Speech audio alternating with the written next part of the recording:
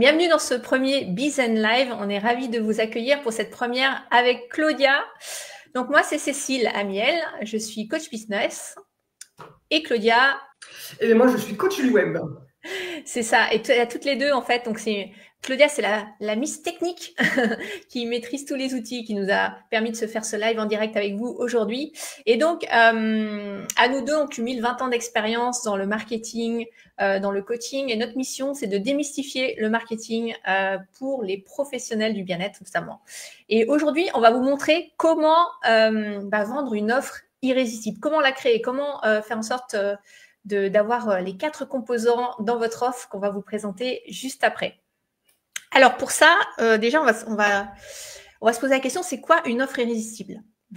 C'est quoi la différence en fait entre une bonne offre et une offre irrésistible? Évidemment, irrésistible, ça veut dire que vos clients ont une envie irrépressible d'acheter cette offre.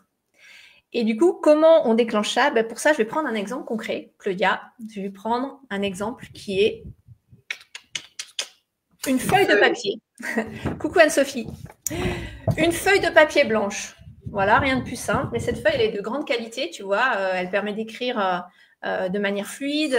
Le papier est de très bonne qualité. Et donc, d'après toi, combien elle vaut cette feuille de papier, Claudia? Combien tu serais prête à payer cette feuille de papier? Quelques centimes, pas plus. Quelques centimes seulement. Cette feuille de papier unique. Ok. Maintenant, si je te dis que cette feuille de papier, elle a quelque chose de très précieux. Et ça se trouve au dos. Sur cette feuille de papier, je ne sais pas si on voit bien. Voilà, il y a la signature de la grande, écrivaine J.K. Rowling qui a écrit Harry Potter. D'après toi, tu vois, cette feuille signée de la main de J.K. Rowling, d'après toi, combien elle vaut maintenant? Ouais, déjà, là, on est plus sur quelques centimes, quelques centaines, voire peut-être 1000, milliers d'euros. Ok. Donc, tout d'un coup, elle a pris de la valeur. Pourtant, tu vois, s'il y avait un martien qui arrivait sur Terre, c'est un bout de papier avec de l'encre dessus. Il dirait, oui, pour lui, ça ne vaudrait peut-être pas grand-chose. Donc, pourquoi ça, tout d'un coup, ça a pris cette valeur? Qu'est-ce qui a fait que tout d'un coup, elle a beaucoup Là, on parle en fait d'un élément rare. Donc, du coup, forcément, ça apporte plus de valeur. C'est ça. Donc, le premier point à intégrer dans vos offres, c'est évidemment d'avoir une forme de rareté, que ce ne soit pas quelque chose commun qu'on trouve partout. Première chose. Maintenant, est-ce que toi, tu es prête à mettre quelques centaines d'euros dans cette feuille de papier signée de la main de J.K. Rowling? Alors, t'as pas de chance parce que je suis pas du tout fan d'Harry Potter, donc non. T'es pas fan d'Harry Potter, zut. Ok. Donc, effectivement… oui, effectivement, si tu n'es pas collectionneur ou fan d'Harry Potter ou spéculatrice, genre tu m'achètes la feuille, on ne sait jamais, quelques centaines d'euros, tu la revends, effectivement, tu ne vas pas être intéressé. Donc, la deuxième clé, c'est quoi? En fait, c'est que l'offre doit vraiment correspondre à un besoin, à un produit, à un résultat vraiment désiré de votre cible. Ça, c'est très, très important. Ouais, et ça, c'est vraiment quelque chose d'important, quel que soit le produit ou le service que vous vendez, c'est incontournable. C'est que la personne en face doive désirer ce que vous lui vendez. Il y a plein de gens qui s'évertuent à vendre des choses et qui n'y arrivent pas parce que ils pensent que les gens le veulent, mais en fait, ils ne le veulent pas vraiment. Donc ça, c'est le deuxième point super important. Maintenant, on est d'accord, tu me connais, Claudia, tu me connais très bien, tu as confiance en moi. Tu sais très bien que cette signature, elle est authentique. On est d'accord? Oui. D'accord. Voilà. Tu me crois, tu me crois. Oui, je te crois. Ok, super. Du coup, c'est vrai que quand on vend quelque chose, quand on a une offre, il faut vraiment être crédible par rapport à ça. C'est ça. Et vraiment apporter des preuves et montrer son expertise. C'est ça. Donc, toi, tu l'achèterais peut-être, mais quelqu'un qui ne me connaît pas et qui n'a pas validé que cette signature, peut-être Anne-Sophie qui nous dit que ses enfants sont archi-fans, il voudrait quand même vérifier que cette signature, c'est bien J.K. Rowling qui l'a faite et pas Cécile Amiel dans son coin. Bon, vu la qualité, je ne dirais pas ce qui s'est passé ce matin. Ok. Donc ça, c'est le troisième élément, effectivement, c'est l'authenticité, les preuves que ce que vous dites est vrai et aussi que vous êtes crédible et aussi que dans la crédibilité, ça va plus loin, c'est que la personne, la solution que vous proposez, elle est crédible, qu'elle va vous apporter les résultats désirés. Donc, voilà. Quatrième point, bah, ça va être un élément d'urgence que vous pouvez apporter à cette offre. Donc, qu'est-ce qu'il y a comme élément d'urgence qu'on peut apporter? Tu as un exemple, Claudia? Ça peut être une promo dans la durée, d'ici 48 heures. Ça peut être aussi un nombre limité. Ouais. Voilà, la feuille, je la vends qu'à 3 personnes. Et voilà, ça te permet vraiment de produire cet effet d'urgence. C'est ça. Donc, limiter tout ce qui est limitation, quantité, prix, avec une durée, effectivement, une échéance. Parce que l'esprit humain, dans l'absolu, dans la psychologie humaine, si on ne met pas une date arrêtée à quelque chose, on remet toujours au lendemain, ce qui peut être parfois important pour nous. Et donc, on ne va pas passer à l'action si on ne met pas des éléments d'urgence dans son offre. Donc, ça, c'est 4 points essentiels clés. Maintenant, vous allez me dire, bah, ok, super Cécile, ta feuille de papier, mais moi, j'ai pas une feuille de papier à vendre. J'ai quelque chose de différent. J'ai peut-être un service à vendre, j'ai peut-être un produit à vendre qui n'est pas une feuille de papier. Est-ce qu'il y a des gens, voilà, si vous pouvez nous dire si vous avez des choses à vendre qui ne sont pas des feuilles de papier, qu'est-ce que vous avez à vendre par exemple, ce serait chouette de nous partager. Et donc, moi, je vais prendre l'exemple d'un service, hein, un service assez commun. Donc, la feuille de papier, c'est quelque chose d'assez commun, on est d'accord. Donc, je vais prendre un service assez commun qu'on retrouve un peu partout. Donc, par exemple, un service de coaching. Je vends un coaching de groupe, par exemple. Ça, il y a beaucoup de gens qui vendent des coachings de groupe. Qu'est-ce qui va faire que je vais rendre mon offre de coaching de groupe irrésistible? Alors, en s'appuyant toujours sur ces 4 éléments qu'on a dit. Donc, premier élément, hello Véronique. Oui, des bijoux. Bah, tiens, c'est un bon exemple, on en parlera juste après. La rareté. Qu'est-ce qui va faire que mon service de coaching, il va être pas si commun à trouver? Bah, évidemment, il faut que j'amène des éléments différenciants qui ont une valeur perçue importante pour les gens. Et qu'est-ce qui fait qu'on augmente cette valeur perçue, c'est-à-dire que le bien ou le service, ils prennent tout d'un coup plus de valeur aux yeux des gens? Eh bien, ça va être de rendre l'expérience de consommation du produit ou du service de coaching importante aux yeux des gens et que ce soit une expérience la plus plaisante possible et aussi qui apporte les résultats le plus rapidement possible. Donc, on peut apporter des choses qui font partie de nous et intégrer, c'est ça qui est chouette, par exemple dans du coaching, on peut intégrer nos singularités, ce qui fait qu'on apporte vraiment une différence. Par exemple, si vous êtes fan de nature et que pour vous, le fait d'aller faire un coaching dans la nature, ça va permettre à la personne de transformer plus rapidement ce pourquoi elle est venue et d'atteindre plus rapidement le résultat, ça peut être un des éléments qui est différenciant. Et ça va vous distinguer de ce qui existe dans les services de coaching par ailleurs. C'est un exemple. Si vous avez des outils inédits, des choses qui ne sont pas attendues dans le service que vous proposez, mais qui apportent de la valeur parce que justement, c'est différent. Donc, je ne sais pas si vous avez des pratiques de méditation dans un domaine qui est très mental où on pose des questionnements, par exemple, pour trouver sa voie, etc. Eh bien, ça peut être quelque chose qui a un élément différenciant et qui va vous positionner. Évidemment, il faut que ça corresponde à vos valeurs, à votre personnalité, etc. Mais c'est vraiment des choses qui vont vous aider à sortir du lot. Deuxième élément important, ça va être aussi pour apporter augmenter cette valeur perçue de votre service ou de votre offre, ça va être de faciliter grandement la vie du client. Donc, comment on facilite la vie du client en termes de coaching? Ça peut être qu'est-ce qui va, encore une fois, lui permettre d'atteindre plus rapidement le résultat? Qu'est-ce qui va lui demander le moins d'efforts? Qu'est-ce qui va peut-être lui faire économiser du temps, de l'argent? Qu'est-ce qui va faire en sorte de lui apporter plus de plaisir et moins de difficultés, moins d'efforts, encore une fois? Donc, tous ces éléments-là, ça va augmenter la valeur perçue. C'est assez logique.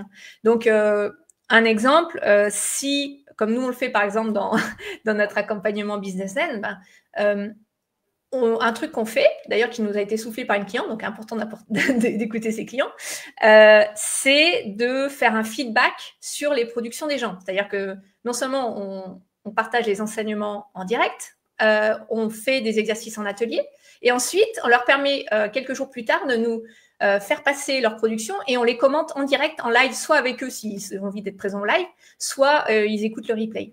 Quelle valeur ça a, ça, aux yeux des gens, d'avoir un feedback sur leur production? C'est une grande valeur, on est d'accord? Tu es d'accord ou pas, Claudia? C'est sûr, ça va aussi vraiment un atout, notamment pour nos formations Business Zen. Ouais. Et comme tu dis, c'était une demande de nos clients. On n'y avait pas pensé à l'origine. Et c'est vrai qu'on le fait maintenant à chaque fois. Et ça apporte vraiment une valeur en plus. Ouais, ce que dit Anne-Sophie aussi, aligner son offre avec ce qu'on est profondément et sa zone de génie. Bah ça, typiquement, oui, c'est une façon de se différencier et c'est d'aller creuser en profondeur qui tu es, quelle est ton essence, quelles sont tes valeurs, etc. pour pouvoir les réintroduire ensuite dans ton offre, ce qui fait que tu as une offre qui est vraiment différenciante. Donc voilà, ça peut être aussi au niveau des facilités de paiement pour faciliter le fait de passer à l'action et de faire en sorte que si les gens n'ont pas forcément la trésor pour financer la totalité du produit ou du service du coaching là maintenant, bah, vous faites une facilité de paiement. Voilà, tout ça, c'est des façons d'enlever des freins et des frictions et d'ajouter de la valeur. Et le troisième point qui est super important, c'est de connecter émotionnellement avec votre audience. Donc, là, on a raconté avec cette histoire de feuille de papier, par exemple, une histoire, d'accord? Et l'esprit humain est fait de telle façon qu'on n'achète pas avec la logique, on achète avec les émotions et on justifie avec la logique, tout le temps, tout le temps, tout le temps. Qui qu'on soit, quoi qu'on achète, on fait ça. Alors, des fois, ça se fait très rapidement. On a besoin des deux, hein, de valider avec la logique, avec des éléments rationnels, etc., tangibles, mais on achète d'abord émotionnellement. Donc, tout ce que vous allez partager sur votre histoire. Véronique, je sais que tu vends des bijoux. Les bijoux, tu peux raconter l'histoire de la fabrication des bijoux. J'ai vu que tu as fait des réels, parce que je connais Véronique, où tu partages voilà, la façon dont c'est fabriqué. Tu montres. Ça c'est super important, c'est hyper puissant. Parce que les gens, ils se rendent compte, déjà, ils voient la qualité du produit, etc. Ils voient qu'il y a du temps et de l'énergie qui est consacré et de la valeur donc qui est consacrée à la fabrication de ce bijou. C'est pas fabriqué à le bout de la terre dans un atelier où voilà, c'est fait de manière éthique, c'est fait par vous en couple, etc. Donc c'est génial. Et en même temps, ça crée une connexion émotionnelle. Les gens, ils se projettent avec ce bijou que vous allez vendre. Donc, c'est super important. Et ce bijou, il a une histoire aussi. C'est pas juste un produit. Ce que vous vendez, c'est une transformation. Ce que vous vendez, c'est le fait de se sentir appartenir à une communauté, parce que vos bijoux, ils ont une signature. Et puis, le fait de se sentir peut-être plus beau, plus belle, le fait d'être en relation avec les autres. Enfin, le bijou, il peut avoir plein de finalement de signification qui fait que ça lui donne beaucoup plus de valeur qu'un simple bijou. C'est pas un simple bijou, même si en plus votre bijou il est de qualité, etc. et il porte une forte valeur artisanale, mais c'est plus que ça. C'est une expérience que vous offrez aux gens.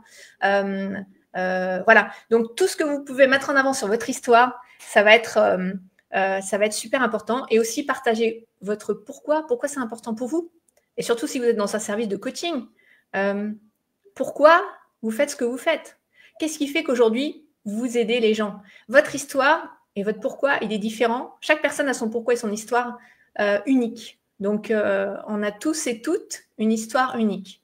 Par notre parcours, par les expériences qu'on a vécues, par les difficultés qu'on a vécues, qui ont forgé un petit peu notre expérience, qui on est, notre personnalité aussi, et qui fait qu'on va pouvoir apporter ça dans notre service ou dans notre produit et lui donner une saveur particulière, une singularité particulière.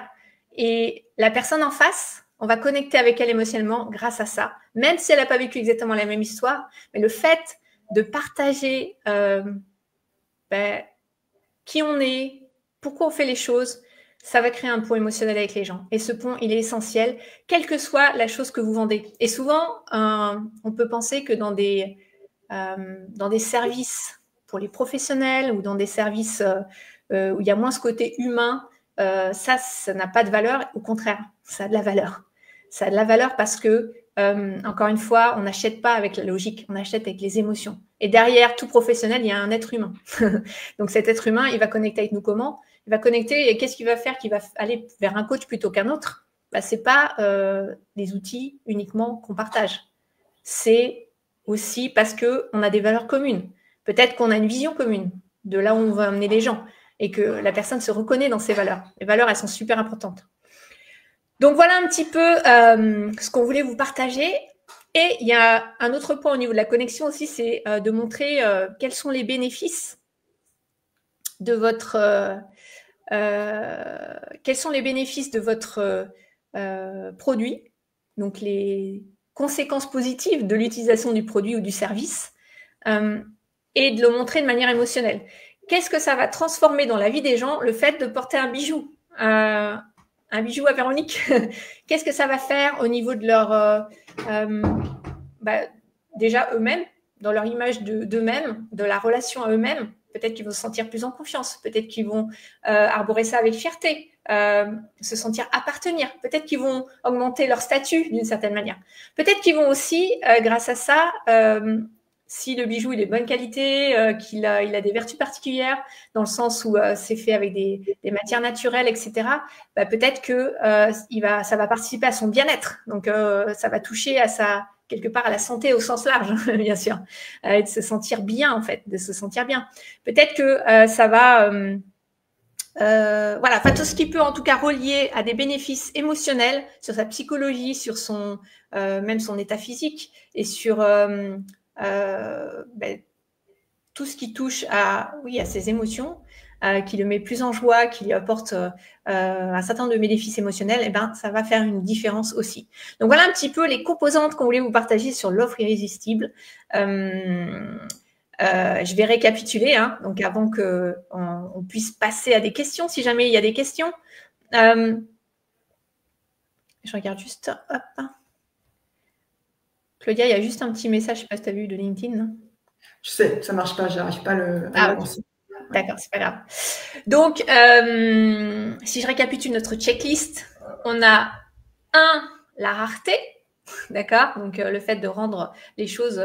alors, rareté, ça peut être au niveau quantité, ou ça peut être de produits, etc., ou de coaching, ou ça peut être aussi au niveau, surtout, des éléments différenciants que vous allez apporter pour que votre offre soit pas commune et qu'on la trouve pas ailleurs. 2, ça va être que le résultat désiré soit en phase avec ce que veut votre client, donc super important. 3, ça va être la crédibilité, que votre offre soit... qu'on croit que le résultat, il peut être obtenu grâce à votre solution, mais aussi que la personne, vous allez donner les moyens à la personne de se sentir en capacité d'utiliser vos produits. Et donc, ça peut se situer à différents stades, hein, au niveau de la livraison, au niveau de la façon dont vous délivrez votre accompagnement, etc. 4, ça va être l'urgence, parce que, encore une fois, on veut que les gens passent à l'action et sinon, on reporte toujours au lendemain quand on n'a pas une deadline. 5, c'est d'augmenter la valeur perçue, donc avec des éléments différenciants. On a dit éliminer des points de friction pour rendre la solution plus facile d'accès, et de connecter le point numéro 6 avec votre audience de manière émotionnelle pour que vous puissiez vous fédérer autour d'idées communes et que les gens puissent passer à l'action. J'espère que c'est clair pour vous. Est-ce que déjà ça vous parle, ce qu'on vous a partagé là? Je regarde juste, hop, parce que... Yes. Est-ce que ça vous parle? Est-ce que vous avez des commentaires à faire par rapport à ce qu'on vous a partagé? Vous avez des questions? Yes. Véronique dit merci. Avec plaisir. Véronique qui vend des bijoux, il y a par exemple au niveau des frais de port, ça c'est quelque chose qui est souvent agaçant quand on achète un produit, on voit le prix et derrière on arrive au panier et il y a encore les frais de port en plus à payer. Alors bien sûr ça dépend des produits qu'on vend, mais ce qui est facile à faire et ce qui est intéressant à faire, c'est de prévoir en fait des coûts de transport directement dans le prix du produit. Et du coup, quand la personne voit le prix du produit, elle achète et il n'y a pas de frais de port gratuit. Ouais, je vois, ok, frais de port gratuit. Elle a mis gratuit. Comme ça, il n'y a pas. Voilà. Mais effectivement, c'est vraiment quelque chose qu'on conseille. Ouais. C'est vrai, c'est un élément différenciant qui va enlever encore une fois un point de friction. On est sur ce domaine-là d'enlever un point de friction et de faciliter le passage à l'action. Donc, génial. D'ailleurs, on voit les petits bijoux fleurs de Véronique sur son derrière, ouais. Et pour la France, tu as mis en relais, d'accord, relais, point relais, donc top. Donc effectivement. Quand on vend des produits, il faut vraiment faire attention aux frais de port parce que souvent on a des surprises derrière et ça, c'est vraiment un frein au niveau de l'achat. Oui, il y a beaucoup de points comme ça, hein. Je vois, Claudia, toi, tu vends des prestations sur le web, donc pour mettre en place des outils, donc par exemple site web.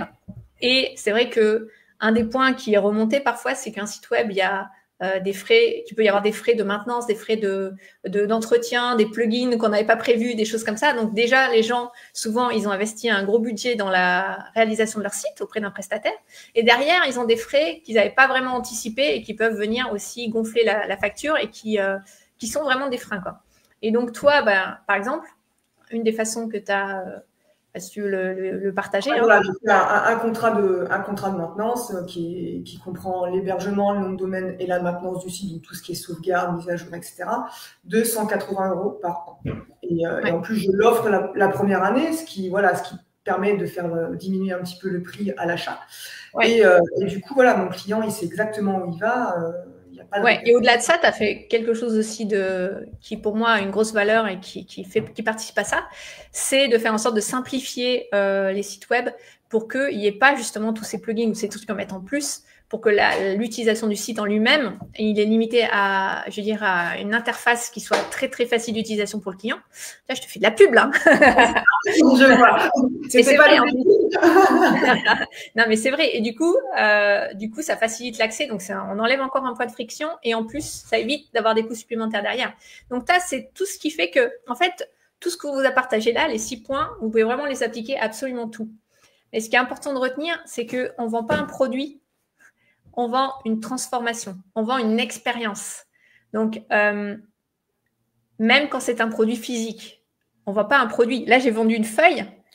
Une feuille, c'est une expérience. Alors certes, il y a beaucoup de concurrence sur les feuilles. Il y a beaucoup de gens qui vendent des feuilles, mais il y a quand même des marques dans les feuilles. Il y a des marques distributeurs de moins cher. Il y a des marques, je ne vais pas les citer, mais un peu plus haut de gamme avec du papier peut-être de meilleure qualité. Un papier, c'est pas juste un papier, c'est une expérience. C'est la fluidité du stylo dessus, c'est peut-être l'écriture de lettres d'amour. Ça se fait plus trop, hein, maintenant on envoie des mails ou des textos ou peu importe, des messages. Mais voilà, qu'est-ce que ça fait de recevoir une lettre sur du papier de bonne qualité? C'est une expérience client, c'est pas juste un bout de papier. Alors évidemment, quand c'est des produits, on peut travailler l'innovation du produit, que le produit soit innovant en lui-même. Et quand c'est des services, c'est la même chose. On peut mettre de l'innovation dans le sens où la façon d'amener, et là on pourrait parler de la niche, ce sera certainement un autre sujet, mais la façon d'amener le service ou le produit, eh bien, ce soit une vraie expérience différente parce qu'on apporte de la singularité dedans et quelque chose qui a de la valeur aux yeux de la personne qui va le recevoir. Et c'est ça, connecter aussi émotionnellement avec les gens. C'est qu'on leur apporte cette expérience de transformation qui fait qu'un produit n'est plus un simple produit, mais c'est une vraie expérience. Et ça crée du lien, ça génère des émotions chez les gens. Ça vous parle, ça? Est-ce que vous avez... voilà, vous nous ferez des commentaires pour ceux qui regardent le replay. Mais c'est important parce que ça, du coup, on sort complètement du produit en lui-même ou de l'outil, pour le coup, et on s'appuie sur des éléments qui sont plus en lien avec votre client final. Et on met plutôt le focus sur notre client final, les valeurs communes qu'on partage avec lui, parler dans son langage, dans ce qui est important pour lui, et on sort du focus sur notre produit. Et ça change tout en fait dans la vente de ce produit. Ça crée une valeur perçue beaucoup plus grande et ça vous permet de vous différencier, de sortir du lot et d'être vraiment unique dans ce que vous proposez. Et on peut le faire pour tout le monde encore une fois.